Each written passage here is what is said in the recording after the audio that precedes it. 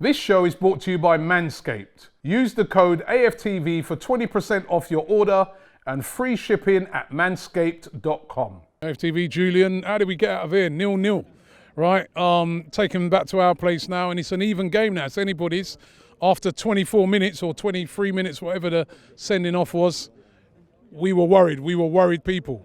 But great performance, resolute performance by the boys.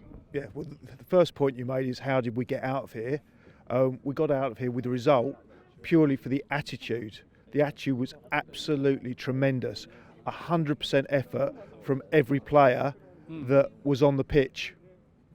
And that was the difference. I mean, you look at football now, it can be a complicated game. They have heat maps, inverted fullbacks, all types of algorithms that they look at. But for me, one of the most important aspects of football is just going out there and refusing to lose.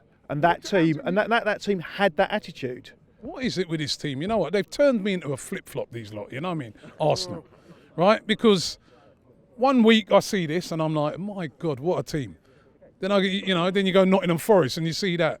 They just got us they've always got us jumping like that. Why can't we do this more consistently? Because it is within these players.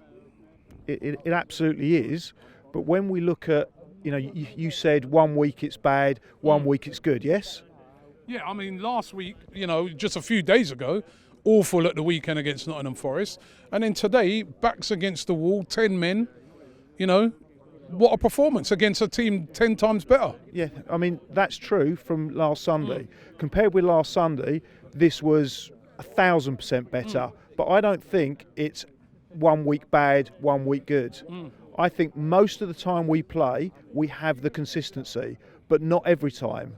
Not every time. If you look at 2021 as a year, the points we got, I think, were only second to City. So you can't say we were bad 1 week and good another. We are consistently good, but then we have these aberrations where I've got no idea what happens because the Forest game was awful. Another aberration tonight, Granit Xhaka getting sent off. For you, was it a sending off? Yes, take care, bro. Was it a sending off? In the rules of the game, if you make a foul and you're the last man, it's a sending off. I mean, it was a sending off. It was a foul, and he was the last man. It's not the first time it's happened, and if they carry on playing him, it won't be the last time. I mean, you're waiting for a Xhaka moment. Tonight we didn't have to wait very long. And here it comes. It's a consistent, that is consistent. Talk about consistency. You can rely on Xhaka to have a Xhaka moment. It just depends whether he gets away with it or not. And tonight he didn't get away with it. I mean, we had the discussion. Out of the North London derby now, out of the second leg. Yeah, he's out of the second leg. It's a 3 game. He's out of Burnley. We had a discussion, I think, after the City game where I was quite negative towards him. You said, hang on a minute, he played well. But for me, you can play well for 80 minutes, but you make one mistake and it loses you the game. That's not playing well. It's like having a 50-digit phone number and you get 1 digit wrong. It isn't going to work. And that's Xhaka. It's just a matter of time before the guy does something stupid. And at 28, 29, he's not young. You have no excuse. You asked the gentleman before me, why does he do it? I don't know. But more importantly, I don't think he knows. He just doesn't think. You talk about the rocky midfielders you've said.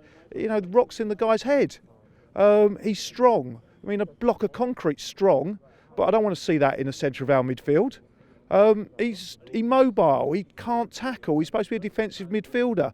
The guy, he just doesn't think quick enough. But that's the negative. Tonight was far more about positives because when he did go off, Arteta, let's give the guy some credit. I don't think anyone's mentioned Arteta. Now, that was a masterclass defensive performance. We've come to one of the best teams in Europe with 10 men and we've not conceded. And that wasn't luck.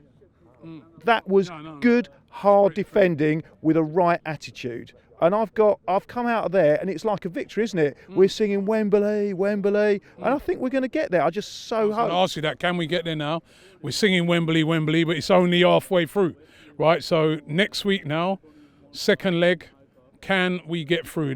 Listen, they're going to come better than what we saw tonight. They're going to have to, right? It's going to be a great game next week, I think.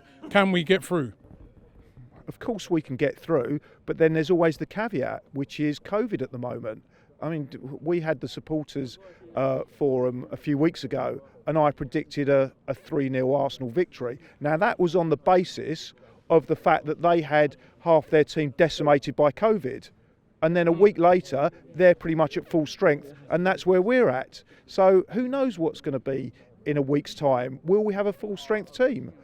Will Liverpool have a full strength team? It all depends who's on the pitch. But if you have that attitude and the players play with that strategic expertise, we almost undoubtedly will win, so long as Liverpool don't come with an absolute masterclass themselves, because that team, they were champions a couple of seasons ago. They've won the Champions League. They are a great team, so it's going to be difficult.